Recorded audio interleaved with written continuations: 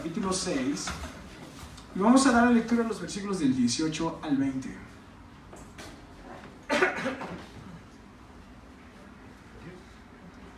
Efesios 6, del 18 al 20.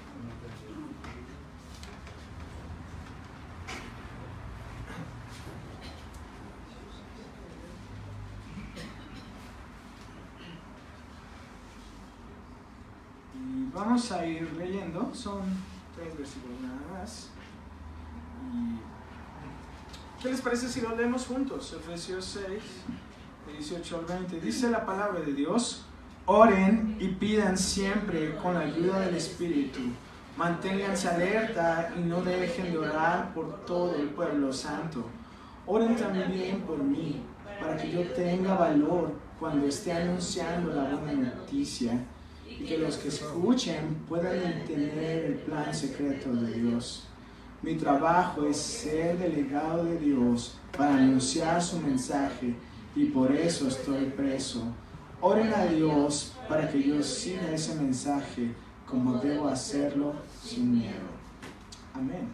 Y bueno, mantengan ahí la palabra de Dios abierta, porque ahí vamos a reflexionar. Hemos estado estudiando la carta a los Efesios y llegamos a la parte final.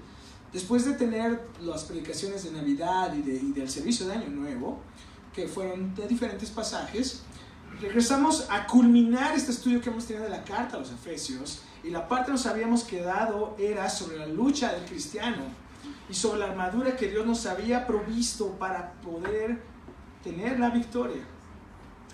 Y en eso es lo que nosotros vamos a reflexionar hoy. ¿Cómo podemos ser una iglesia que puede manifestar una vida en victoria?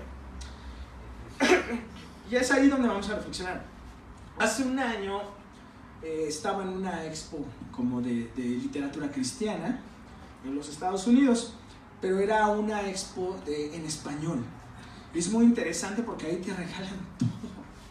Entonces estaba caminando en los pasillos, curioseando, y de repente me dicen: pásale porque un autor está firmando libros y lo está presentando. Entonces yo pasé y me regaló su libro, me dio un abrazo y me firmó. Pero este hombre se llama Manny Mill y escribía y nos contaba algo muy interesante. Dice que en una ocasión estaba en una reunión con varios amigos en una cafetería. Y entonces estaba en el restaurante y de repente, así como en la taberna de Moe, reciben una llamada. Y le dicen: buscan a Manny. El dueño del local le dijo. Entonces él se acercó y dijo: ¿será una broma? Entonces él llegó y le dijeron: ¿sabes qué? Hubo un accidente. Tu esposa está ahorita en problemas. Dice que cuando él estaba platicando con sus amigos, él se había percatado que habían pasado las ambulancias y las patrullas, y él dijo: ay, qué cosas tan difíciles de la vida. Pero después de unos minutos la llamada le hizo ver que quien estaba involucrada en ese accidente había sido su esposa. Dice que él entonces tomó sus cosas, dijo: ¿saben qué? Tengo que salir urgentemente. Corrió, llegó al lugar y entonces se dio cuenta que su esposa estaba todavía dentro del carro, volteado. ¿Qué hubieras hecho tú? Dice que él estaba desesperado y que quería voltear el carro. Le dijeron: cálmate. Dice que su ansiedad lo estaba llevando al estado de shock. De repente le dijo el jefe de la policía: necesito que te tranquilices y que no pierdas la calma porque la situación está bajo control. Y este cuate estaba diciendo: ¿cómo que está bajo control si mi esposa todavía está en el carro volteado? Y yo estoy aquí y me dicen que no puedo hacer nada. Pero dice que el jefe de la policía le dijo: lo único que puedes hacer ahorita es orar. Y dice que esas palabras lo golpearon muy fuerte, porque decía: yo soy pastor. Y dentro de sí estaba pensando: ¿cómo puedo tratar a Dios como a un paramédico, solo llamándolo cuando hay una emergencia? Dice que lo primero que él hizo fue desesperarse, querer aventar a todos, buscar a la culpable, pero lo menos que hizo fue orar. Entonces este hombre decía: fue donde Dios expuso mi hipocresía y mi superficialidad hacia Él. Dios me confrontó con la realidad de mi vida de oración. ¿Cómo la la oración se puede convertir en el arma perfecta en la batalla cristiana. Cómo todo eso del yelmo de la salvación, la espada del Espíritu, el escudo de la fe, y en este momento del año en el cual tengo el propósito de tener una comunión más firme y fortalecida con Dios, la oración puede ser lo que conecta todo eso y una vida de victoria para la iglesia. Y cuando hablo para la iglesia no hablo para una organización, hablo para ti y para mí, que somos el cuerpo de Cristo. ¿Cómo es que nosotros hacemos la oración el recurso de último momento? ¿Cómo delata nuestra falta de estima la oración? ¿Cómo la oración nos lleva a la victoria, a la batalla? Y este mismo hombre escribe un libro que se llama La Oración Radical. Entonces decía que en un análisis que hicieron al 80% de los pastores en los Estados Unidos decían que no tenían una vida de oración continua. Y dicen que cuando tú apuntas con un dedo, hay 4 dedos que te apuntan a ti. Y cuando estaba leyendo eso, tuve que confrontarme yo con mi propia vida de oración. Y como en momentos llega a ser como la montaña rusa, ¿no? Entonces la palabra de Dios tuvo que llevarme a través de rodillas. Y el Señor en las circunstancias de este comienzo de año tuvo que llamarme a estar enfermo para descansar en Él y orar. Y esto me cayó como un balde de agua fría. ¿Cómo puedo pensar que Dios es un paramédico? Nada más lo llamo, ya nada más se acaba la circunstancia y dejo de necesitarlo. La palabra de Dios nos desafía. ¿Cómo podemos vivir una vida en victoria? A través de este recurso que Él nos da. Cuando eres pequeño, yo recuerdo cuando era pequeño, fui a una iglesia metodista que está en Jacarandas, porque mis tíos eran parte de esa iglesia. Yo recuerdo que fui, y me acuerdo en la clase de niños me decían, ¿no? La oración es como un teléfono que hablas con Dios. Y la frase que siempre se te queda es que la oración solo es hablar con Dios. Pero es algo más profundo. Decía Félix Ortiz, la oración es un diálogo entre 2 personas que se aman, Dios y tú. Entonces va más allá de solo hablar.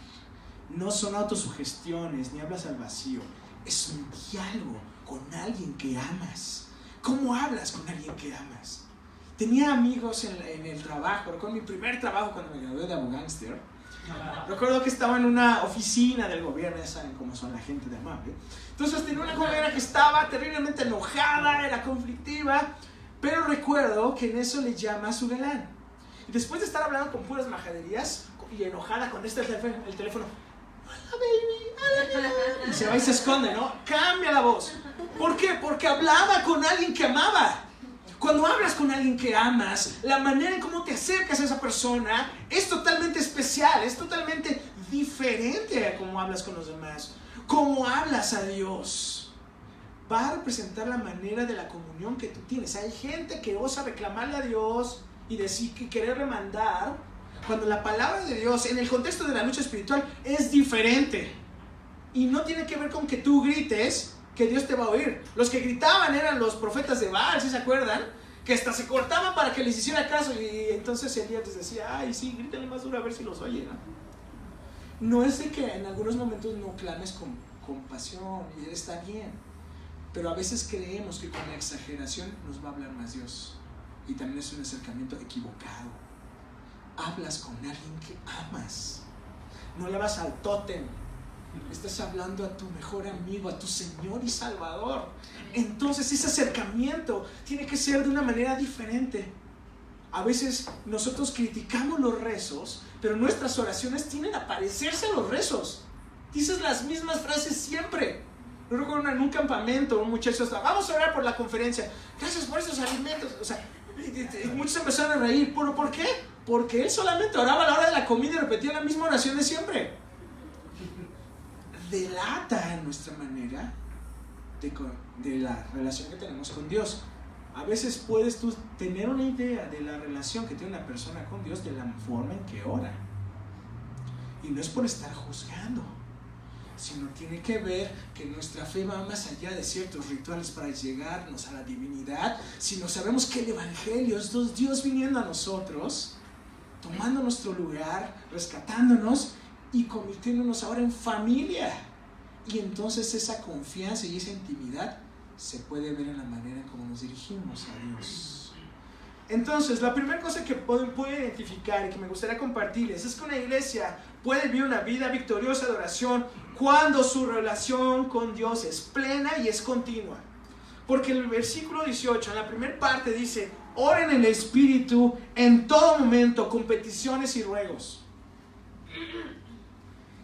Les dice cómo lo tienen que hacer. Después de decir que te pongas el yelmo de la salvación, usas la espada del Espíritu, que es la palabra de Dios, te pongas la coraza, ¿no? Prediques el Evangelio, estés dispuesto a llevar el Evangelio de la paz. Les dice, todo esto puede ser una realidad en tu vida cuando tu comunión con Dios es plena. ¿Y cómo se manifiesta esto? Por la oración. Un gran problema de la cristiandad fue que muchos llegaron a realizar una separación entre la vida secular y la vida espiritual, la vida cristiana. Entonces a veces decimos que hay cosas en las que Dios no tiene incumbencia y pareciera que nadie en su sano juicio diría tal cosa. Sin embargo, en la vida, en la práctica lo llevamos a cabo. O sea, aquí Dios no tiene tanto, ¿no? Nunca te ha tocado que tienes un jefe que es creyente y que dice, no, pero al Señor no le haga eso. No, ahorita no metamos a Dios en estos negocios, ¿no? Aquí son negocios y aquí no somos hermanos, aquí soy tu jefe. Espérate, no es así. No me puedo quitar, ¿no? Esa vida nueva que Dios me dio. Una ocasión un hombre me decía que se estaban peleando en una reunión de líderes de la iglesia y decía, ahorita vamos a quitarnos, a separarnos de la cruz. Y le dio 2 cachetadas a otro de los líderes. No podemos hacer eso, es una idea equivocada. No es un disfraz. El problema es que nosotros fallamos en la batalla, ¿no? La batalla del cristiano, a veces vemos que la batalla del cristiano contra el mal solo es en el templo, con música de guerra en el fondo, y la imaginamos solamente en un exorcismo, ¿no?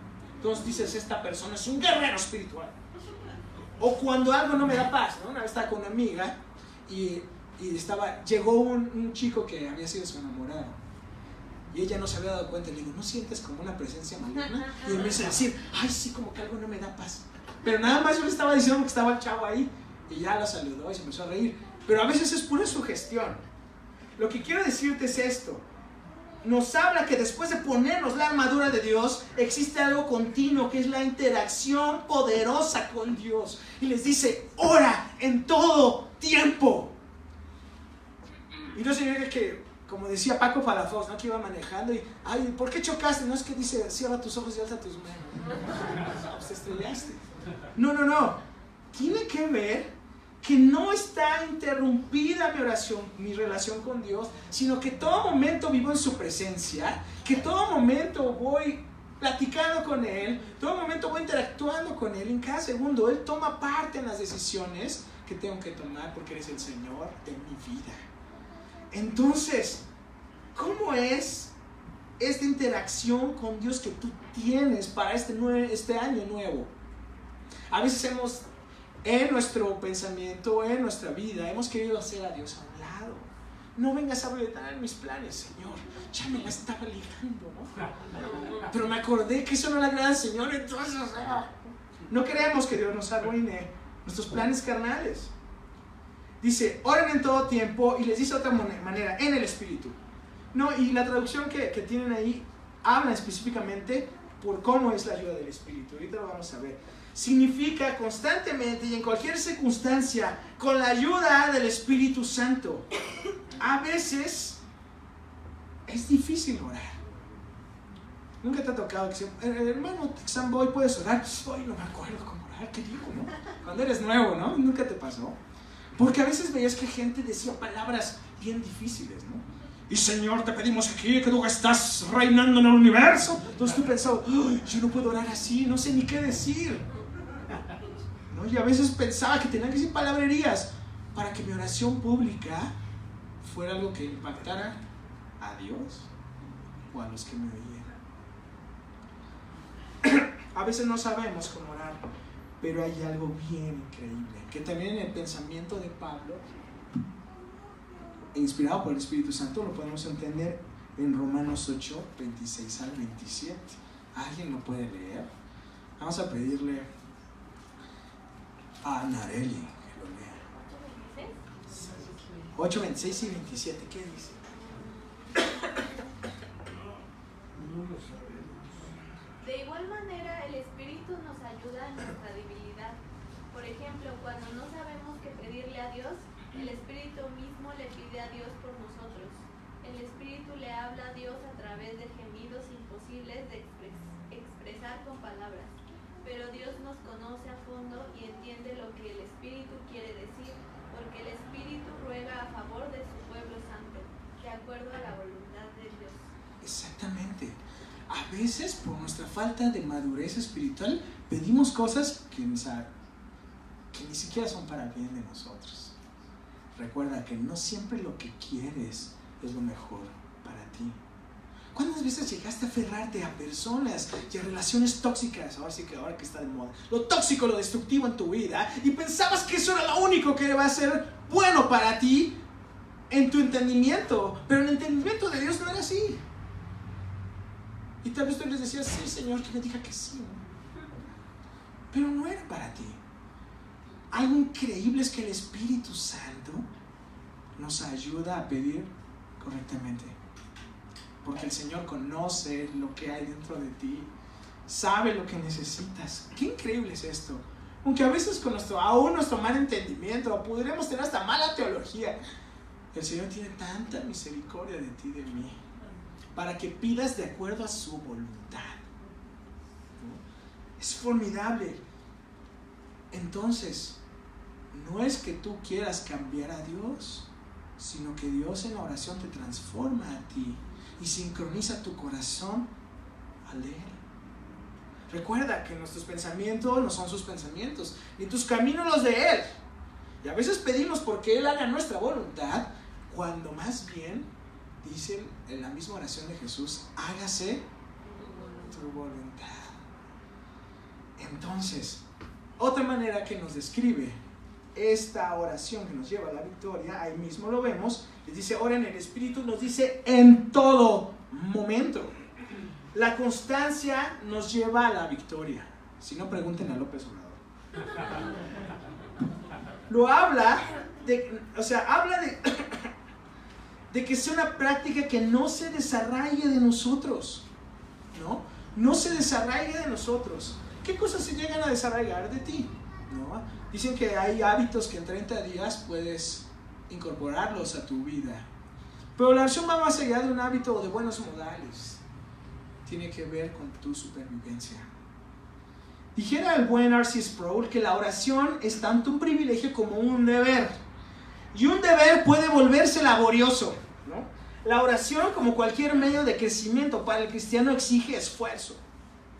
Si no, pregunten a Jesús, que cuando oraba, sudaba gotas que parecían sangre y se paraba temprano. La oración, entonces, no es natural en nosotros. ¿Sí sabías? No nos dan ganas al ser humano. Al contrario, el ser humano no quiere estar en la comunión con Dios y prefiere solucionar las cosas de acuerdo a su entendimiento. Aunque fuimos creados para tener una amistad y comunión con Dios, los efectos de la caída han dejado en la mayoría de nosotros corazones perezosos e indiferentes respecto a algo tan importante como la oración. O sea, no digas, soy un malvado porque no tengo ganas. Es parte de los humanos. Cuando tú ves el relato del Génesis, ¿qué fue lo primero que hicieron? Esconderse. Queremos escondernos de Dios. El nuevo nacimiento despierta un nuevo deseo de comunión con Dios, pero el pecado resiste al Espíritu. Y esto también lo confirma Jesús cuando estaba en Getsemaní y les dicen, oren por mí. ¿Y qué dicen ellos? ¿Qué dice el texto que les pasó a los apóstoles? Se quedan dormidos como algunos en los sermones. Se empezaron a dormir y dicen, la verdad, el espíritu está dispuesto, pero tu carne es débil. ¿Por qué? Porque no es natural en nosotros, en nuestra naturaleza caída. Queremos hacer nuestra voluntad, no queremos estar en la presencia de Dios, porque la presencia de Dios nos confronta. Orar en todo tiempo es vivir con una conciencia continua de Dios, de tal modo que todas las cosas que vemos y experimentamos se convierten en tema de oración, porque vivimos con una conciencia profunda de nuestro Padre Celestial y una sumisión perfecta a Él. Cuando yo no quiero estar sumiso a esto, mejor no le quiero contar. Y Él lo sabe todo. Y luego nos dice, ¿cómo debemos hacerlo? Dice con peticiones y ruegos. ¿No? Cuando manifiesto mi expreso reconocimiento de Dios como el Señor. Esta palabra, Pablo la usa muchas veces en sus cartas, así como en las diferentes versiones griegas del Antiguo Testamento. Se usa esta palabra que se pone aquí para expresar en primer término que Dios está en el trono y que Él tiene control de las situaciones. ¿Cómo le ruegas a alguien? ¿Alguien te ha rogado? Habrá quien te llore, pero no quien te ruegue. A ver, Evita, ¿alguien te ha rogado? Mis papás me ruegan que me porte bien. Y ya, pues claro, o sea, los dejo en visto. En un cristianismo antropocéntrico, donde el ser humano está en el centro de todo, o sea, eso es una contradicción, pensaré que Dios está a mi servicio. Dios es el genio de la lámpara. Sin embargo, el Dios de la Biblia es el Señor y yo soy su siervo. Reconozco que no merezco nada y yo apelo a su gracia. O sea, tú y yo no merecemos nada. La verdad. Nos amó por puro afecto de su voluntad, dice la misma carta a los Efesios. Entonces, cuando oramos, dice con oración y ruego. Es que yo reconozco que no merezco nada por mis propios méritos, pero yo apelo a su misericordia y a su amor, y a que Él es Dios y yo me postro ante Él. Por eso San Pablo les dice, háganlo en todo tiempo. Pidan la alianza del Espíritu, entonces recapacita qué estás pidiendo. Y por otro lado, reconoce quién está en el trono y cuál es tu posición cuando ores. Eso es bien importante, eso es bien importante. Sí, es verdad que eres hijo. Sí es verdad que eres hijo del rey, pero jamás tomarás su lugar, porque solo hay un Señor y un Dios. Eso es bien importante. Segundo punto. Así que la iglesia puede ser una iglesia victoriosa en la oración cuando cuidamos unos de otros. ¿Cómo? Decía Luis Pavón algo bien interesante. ¿Perteneces a una iglesia grande o a una gran iglesia? Hay una gran diferencia ahí. Y esto lo hace cuando no solamente nosotros estamos orando por nuestras peticiones, porque la segunda parte del versículo 18 dice, manténganse alerta, o sea, orad y velad, ¿no? Velad y perseveren en oración por todos, ¿quiénes? Por todo el pueblo santo, por todos los santos, ¿no? Entonces, una de las preocupaciones más fuertes que he tenido en mi vida es cuando me encargan bebés, ¿no? Recuerdo que cuando mi hermano tuvo su hijo más grande, mi sobrino, como que yo estaba haciendo mi servicio social. Entonces recuerdo que ellos se iban a trabajar y me decían, ay, cuídalo en lo que regresa mi mamá, ¿no? Y yo, sí. Entonces es tremendo, porque si tú descuidas un poquito a ese bebé, en algunas ocasiones puede ser fatal. Puede ser fatal para su vida. Se meten algo en la boca, se salen a la calle, escalan algún mueble o se ahogan, ¿no? Que ya se metió a la nariz una crayola, ¿no? Y que ya el niño se metió una gomita y se la atoró aquí. Entonces estás, que te fuiste al baño tantito y ya se subió al mueble y se le fue el mueble encima, ¿no? También se portan bien. Hay unos que se portan bien, pero hay edades en las cuales son curiosos y es parte de su naturaleza, ¿no? ¿Qué te ha tocado cuidar? ¿Te ha tocado cuidar una portería en un partido de soccer? Recuerdo que algunas veces yo no juego bien fútbol y entonces me decían, bueno, tú ponte de portero. Entonces me ponía a platicar con las de la porra y con todos los que están cotorreando ahí. Te distraes y me metí un montón de goles. Tienes que estar alerta también ahora, ¿no? Con tu celular en el metro. La gente te empuja por acá, te volteas y te sacan el celular en segundos. Tienes que estar alerta. Hay circunstancias que te llevan a estar alerta.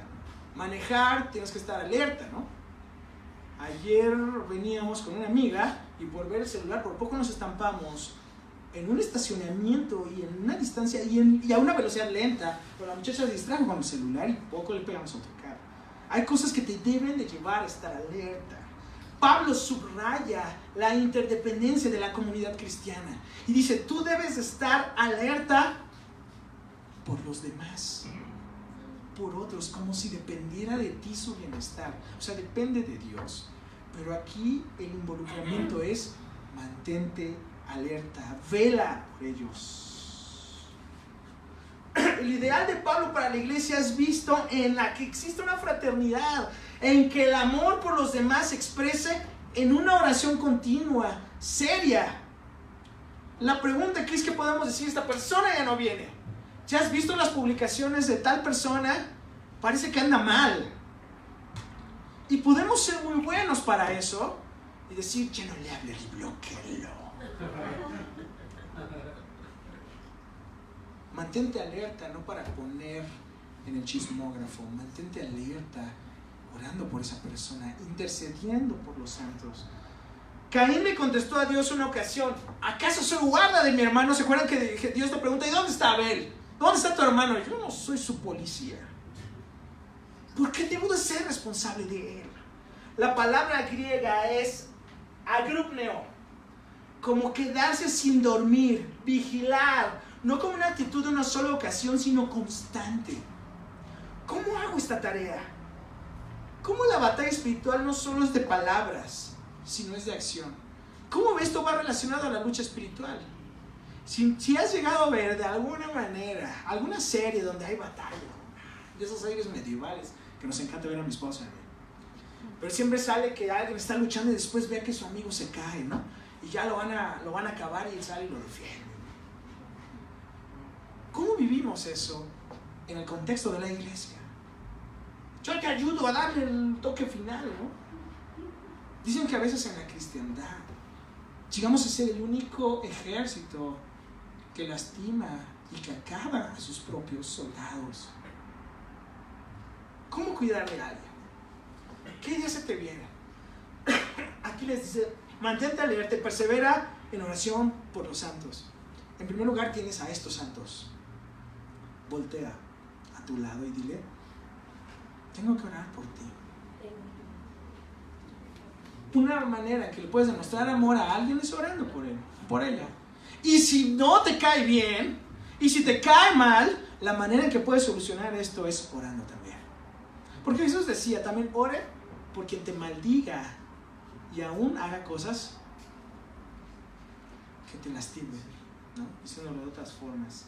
Al menos pensar algunas maneras. La primera que puedes hacer es pregúntale cómo está. Busca que no sean respuestas de monosílabas o bisílabas. Bien. Ajá. Bien, ¿y tú? ¿No? ¿Has visto? Me cae mal con eso. ¿Cómo estás? Bien, ¿y tú? O sea, te cortan la conversación. Bien, ¿y tú? O sea, sí, cállate y dime tú. No. Tal vez hay gente que no lo hace en mala onda. Pero piensa, ¿cómo te acercas? ¿Cómo le haces preguntas a alguien para conocer la realidad de lo que está pasando? ¿No? Entonces, pregúntale cómo está. Busca maneras creativas para llegar a su corazón y no por estar en el chisme de Pati Chapoy, porque queremos orar por ellos, porque nos preocupa su vida. Dos, identifica necesidades. La gente no te va a decir, pues en muchas ocasiones no vas a decir a todo el mundo, estoy en bancarrota, estoy deprimido. Bueno, hay unos que sí les gusta llamar la atención, hay otros que no. Hay gente que sonríe todo el tiempo y está deprimida y se suicida. Se han suicidado algunos ministros últimamente. Y eso es preocupante, porque no hay nadie que le diga, ¿cómo estás? ¿Por qué no llegaste, Estefano? ¿Y por qué no has venido a la iglesia? Y puedo exigirle, pero no le puedo preguntar qué está pasando en tu vida. No es un ejemplo. Pero ya ven. 3. Comparte tiempo con la persona, experiencias, música, conferencias, etc. Si tienes una conferencia muy buena que puede edificarle a alguien, oye, mira, nada más no ponle mute a los chistes de Baruch, pero a lo mejor lo que digo está bien. No, mira, la clase de Liz fue muy buena. O mira, este libro me cambió, que es la palabra de Dios. Puede haber otros libros también cristianos que te ayuden, no sé, dependiendo de cierta circunstancia que vives. Comparte eso. Tal vez dices, no tengo dinero, pero puedes compartir otras cosas. Mantente al tanto de cómo puede ser de bendición. Es bien importante. No alimentar el morbo por más chido. ¿Y qué más hizo la niña? Sino, más bien, ¿cómo le puedo ayudar? mantente al tanto. No seamos indiferentes. La indiferencia es lo que mata a nuestras sociedades. Por eso San Pablo les dice: ora, vive una comunión continua con Dios y fortalecida. Aunque a veces no dan ganas, pide de acuerdo al Espíritu, hazlo continuo. Pero mantente alerta y persevera por los demás. Un compromiso para Año Nuevo. Ora por alguien que está aquí, o alguien que no has visto, o algún familiar. Si tienes ahí donde anotar en tu celular, si tienes espacio todavía, anota. ¿Por quién podrías orar? Anota, bueno, anota en el papel, no sé. Pero si no, al salir de aquí, qué bonito, ¿por quién sabe? Ya se me olvidó. Haz un compromiso de orar. Piensa, puedo orar por mi tía que está en depresión. Puedo orar porque, no sé, por los niños de la iglesia. Puedo orar porque, por cierto amigo, cierto hermano que tú ves aquí. ¿Quién Dios te puede poner carga? Ora por ellos. Interceder continuamente piensa en que su salud espiritual puede ser fortalecida. Y la salud espiritual de otra persona también te afecta a ti. O sea, la salud espiritual de tu hermano también te afecta a ti. Así como algo bueno. Por ejemplo, si yo empiezo a andar mal en mi relación con Dios, ¿ustedes no creen que le va a afectar a mi esposa? Claro. ¿Ustedes no creen que les va a afectar a la iglesia? También. No somos islas. Entonces fortalécete. Pensando, si eres una persona que vas a cortarte el vientre solo porque a la vista no le parece esta panza, pues estás perdiendo el juicio, ¿no?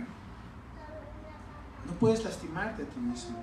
Cuando dice que perseveres, está dando la idea de estar resuelto a ver algo hasta que se termine. O sea, persevera orando por esta persona hasta que veas cambios. No me gusta cómo predica Baruch. Persevera orando hasta que veas cambios. Es la verdad.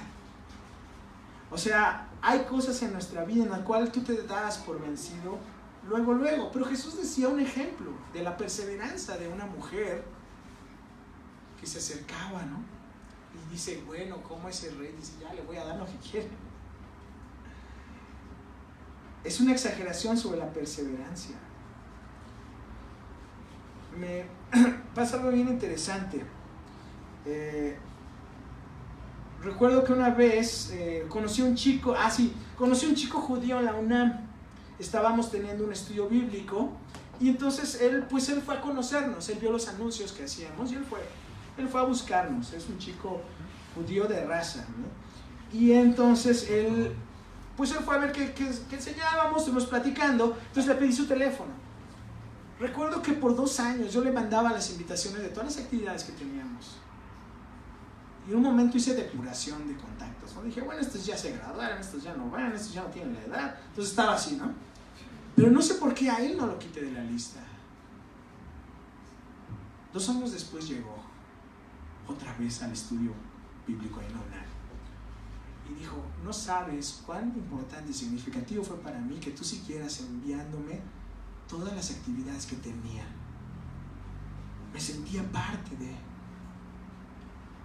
Y ahora está aquí. Y bien interesante porque él ha crecido en su fe en Cristo de una manera impresionante. Para un judío convertirse es complicadísimo. Le hacen la vida de cuadritos en su casa. Y lo interesante es que él sabe mucho del Antiguo Testamento. Y cuando platicamos, y la pasión que tiene por Jesús me impacta. Pero yo me hubiera perdido de ver el cambio que Dios está haciendo en su vida si no hubiera sido persistente en seguirle enviando mensajes, aunque él nunca me contestó. No cedas hasta ver que Cristo ha sido formado en ellos. Mira a tu alrededor.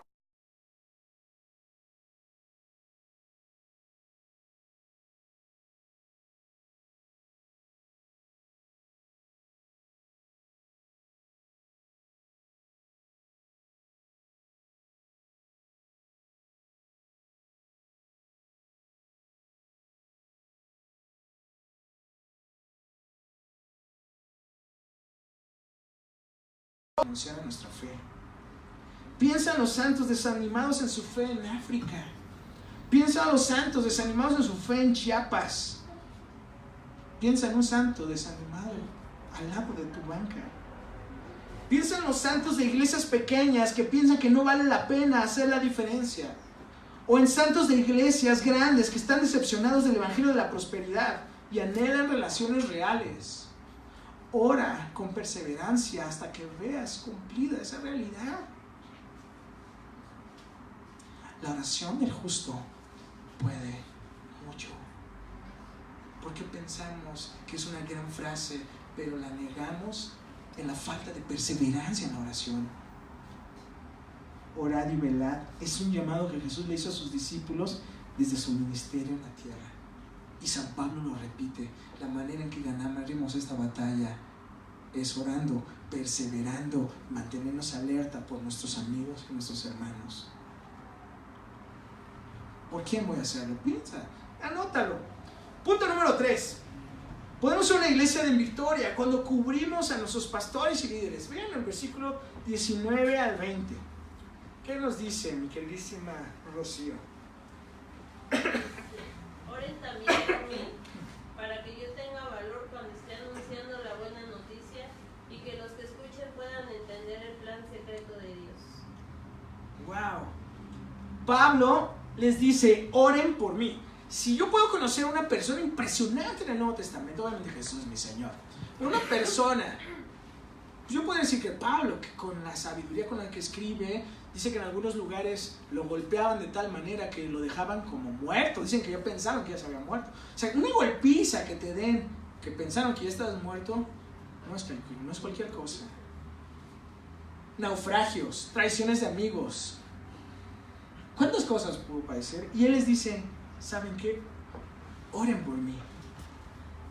Era lo suficientemente sabio como para reconocer su propia necesidad de obtener fuerzas, y él debía enfrentar al enemigo. Lo suficientemente humilde como para pedirle a sus amigos que oraran con él y por él.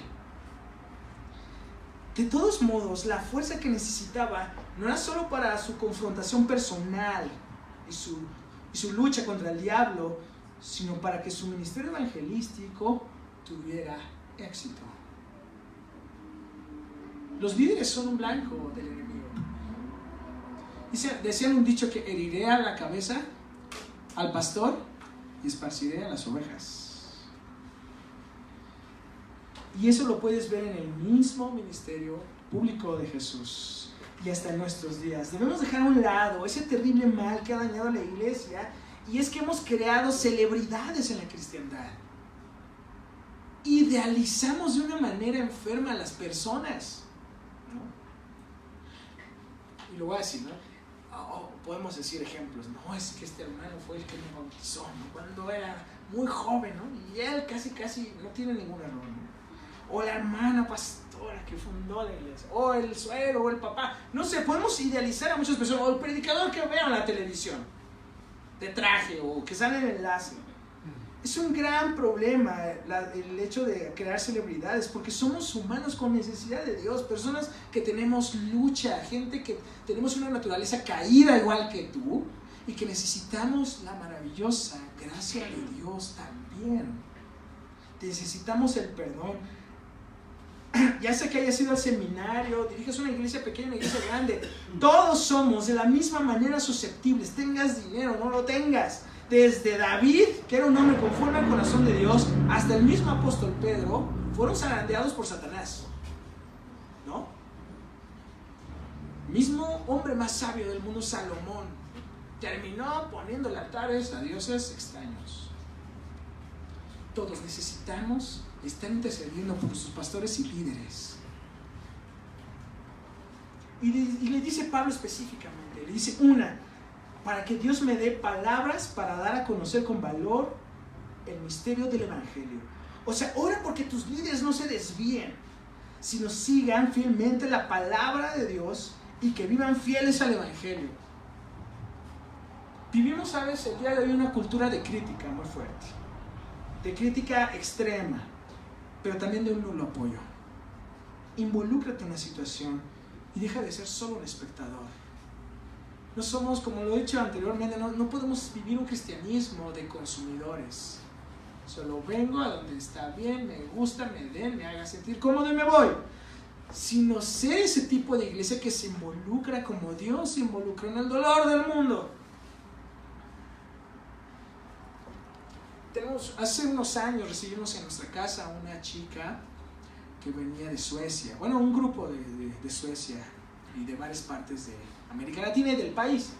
Y recuerdo que una de ellas me dijo, no, yo voy a una de las iglesias más grandes de Suecia. Y pasamos un gran problema. Y yo, ¿cómo? Y me decía, sí, dice, el pastor de nuestra iglesia, fundador de un seminario, de una iglesia, de repente dijo, me voy a hacer católico. Se fue, hizo católico. Pero dice, eso fue un golpe muy duro para la iglesia, ¿no? Y era una persona con un posgrado en teología. Pablo dice, oren por mí. Oren por sus líderes. Y luego la segunda parte dice es que soy embajador en cadenas. ¿Qué nos recuerda a esto? ¿Desde dónde estaba escribiendo Pablo esta carta? Desde la cárcel. ¿Has ido al reclusorio Oriente? ¿A Santa Marta? Me ha tocado ir a Santa Marta. No me metieron. Voy a predicar la palabra de Dios. Una ocasión fui a tocar a la cárcel de mujeres, ¿no? Me encontré a la Paca, a las marcas satánicas. Mira, varias ahí. Varias, a la Mataviejitas también la vi. Y estuvimos tocando y hasta escuchando la palabra de Dios. El reclusorio Oriente está horrible. ¿Y qué decir? Etcétera. ¿Cómo en las cárceles del primer siglo? Pablo dice, a pesar de ser un digno representante de Jesús, ser uno de los héroes, vamos a decirlo, de la iglesia neotestamentaria, estaba preso. O sea, él vivía emproblemado por causa del evangelio. Hay ministros enfrentando depresión por falta de recursos económicos, problemas materiales, problemas maritales, ¿no? Infidelidad. Muchos de los líderes tienen hijos en rebeldía y lo único que tienen como feedback de la iglesia es el juicio. Pablo les reta a interceder por él, que en medio de este mundo caído y sus complicaciones nunca deje tener el valor para hablar de Jesús. Oren por mí. Algunos pastores dicen, pídele a Dios para que me dé un avión. No, yo te pido que ores, como dijera el apóstol Pablo, oren para que yo tenga sabiduría y pueda predicarles a ustedes el evangelio y nada más que el evangelio de Jesucristo y no otra cosa más. Oren para que pueda tener un corazón pastoral, porque tampoco nos nace de la noche a la mañana. Oren para que pueda ser un mejor y fiel soldado de Jesucristo, un mejor marido, un mejor hijo. Porque al igual que ustedes, los pastores, tenemos que seguir creciendo. No nos salen alas al salir del seminario. Pablo dice que él estaba en cadenas. A veces no sabemos lo que tenemos que vivir por consecuencia del evangelio. Algunos tenemos problemas mínimos, pero hay gente que vive verdaderamente atrocidades, ¿no? En Irán, si te cachan leyendo la Biblia, te rebanan los dedos. En otros lugares te la piden. Lo que más preocupa a Pablo de cualquier manera no es que su muñeca sea liberada de la cadena, sino que su boca pueda abrirse para dar testimonio. No que lo dejen en libertad, sino que el evangelio pueda extenderse libremente y sin obstáculos a pesar de su condición, porque no dice, y piden a Dios que me saquen de la cárcel, ¿eh? No lo dice ahí. Dice, a pesar de estar aquí, yo siga hablando del evangelio. Entonces, a pesar de las circunstancias difíciles que puedas vivir, lo que puede ser una realidad es que tú no dejes de glorificar a Dios y dar testimonio de que Dios es fiel. Por eso es que ora y le pide a los de Éfeso que oren también. Contra tales oraciones los principados y potestades no pueden hacer nada. Para terminar, mis queridos amados hermanos, ¿cómo esta porción de la palabra de Dios nos puede impactar en este momento en nuestras vidas? ¿Cómo nuestro acercamiento a la oración tiene que ser radicalmente transformado a rezos sin sentido, a repeticiones vanas, a oraciones de paramédico o a una comunión profunda con alguien que amas, que es Jesús, que es el Padre, con la ayuda del Espíritu? cómo nos ayuda en esta comunidad de fe a estarnos cuidando a nosotros, a orar por estos más pequeños. ¿En qué maneras has visto en tu propia vida que la oración es una herramienta poderosa para la lucha espiritual? Te puedo dar muchísimas historias de cómo al orar al momento he podido enfrentar circunstancias tan difíciles y aún riesgos de muerte, donde milagrosamente, en verdad, el Señor calma a las personas, les calla la boca, hace cambios impresionantes. Y te voy a decir, hay veces que Dios no responde como yo quiero, responde de otras formas. Y al paso del tiempo me doy cuenta que era para su gloria.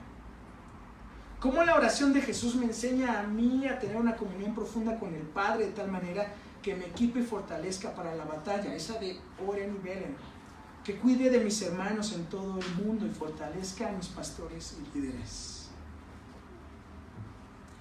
Pablo vivía su propia lucha espiritual. Sabes, hermano mío, el descuido de la oración es una importante causa de estancamiento en la vida. Jesús dijo, oren para que no caigan en tentación. Pedro no oró y mejor sacó un cuchillo. A consecuencia de ello, cayó en tentación. Y eso se aplica para ti y para mí. Caemos en lo privado antes de caer en público. Así que, hermanos míos, escribamos una historia diferente porque tenemos la ayuda del Espíritu. No estás solo. Cuando no tienes ganas, Él puede hacer un cambio en ti. Si tú clamas, Él promete que te responderá. Así que yo te invito a que este nuevo año comiences una vida de oración como nunca lo has hecho. Y hazte un compromiso para ser persistente, que a las 2 semanas, así como el ejercicio que has prometido hacer después de la rosca, no se quede en una llamarada de petate, sino pueda quedarse como parte trascendental de tu vida. Cuidemos de los demás, cuiden de sus pastores y líderes y crezcamos como esa iglesia que vive en victoria y que impacta al mundo, que vive en lo sobrenatural en un mundo de incredulidad. Cierra tus ojos. Oremos. Padre Santo, gracias porque tú estás en medio de nosotros, porque de maneras inimaginables nos has buscado, nos has llamado, nos has perdonado, nos has hecho sentir como esos hijos amados. Y ahora que estamos delante de ti no podemos quedarnos tiesos sin tener una respuesta a tu palabra. Gracias porque al apóstol Pablo le inspiraste el poder expresar de esta manera este punto final en la lucha espiritual. Y gracias porque en este punto final nos das la oportunidad de vivir el primer domingo del año buscando tu rostro. Te damos la gloria a ti, Señor. Confesamos que te necesitamos. Nuestros pecados y errores, Señor, perdónanos y danos la oportunidad de tomar una dirección diferente a la que hemos vivido sin tu consejo. Y hoy te rogamos que nos des el querer como el hacer. Danos una pasión pura y santa. Danos la oportunidad de este año parecernos más a ti y que al culminar podamos ver el fruto de toda esa experiencia de vivir en romance contigo. Señor, llévanos una fe que no sea solo emocional. Llévanos una fe verdadera, arraigada en tus promesas y en hechos reales, como es tu amor, como es tu misma persona. Señor, que el Evangelio pueda ser algo que esté en nuestra lengua y que podamos expresarla sin temor. Danos un amor poderoso para seguir intercediendo y ayudando a nuestros amigos y hermanos, esos santos que están alrededor de nosotros y alrededor del mundo. Señor, creemos, pero ayuda a nuestra incredulidad y permítenos ver que todo es posible cuando creemos en ti. Gracias porque nos permites estar aquí esta mañana y hoy nos arrojamos a tus brazos de amor. En el nombre de Jesús. Amén.